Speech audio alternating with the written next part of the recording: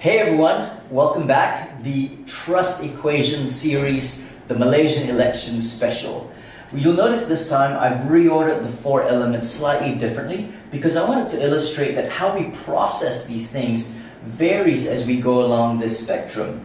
These elements we process with the limbic system, or the emotional part of our brain, the amygdala, where that fight or flight syndrome comes in. So it's very reflexive, and as you kind of move along this part, we process it with our prefrontal cortex, or the rational or logical part of the brain. And so depending on where the trust gap is, how we deal with it is quite different. So today we're going to focus on self-interest, and it's not exactly a logical or rational response.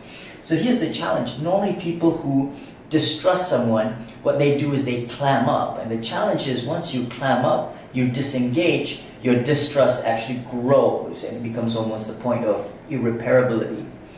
So if one point of noting, people who are self-interested, they tend to use a lot of I statements. They tend to ask or demand a lot of credit. They seek other people's attention.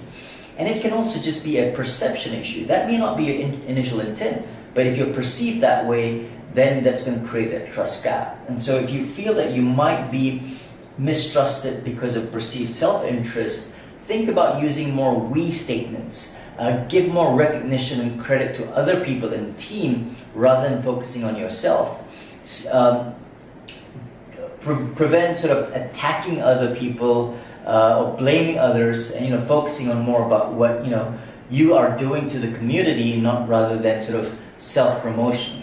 Similarly, if you are, if you feel that you have a trust issue with someone because you perceive them to be acting in self-interest, you've got two choices. You can either disengage, and as I've said, the trust gap grows wider and it's not going to solve anything, or approach them, try to cross that bridge. And here's my suggestion: doing it with phrasing it more as a question rather than an accusation. You did that or you did this.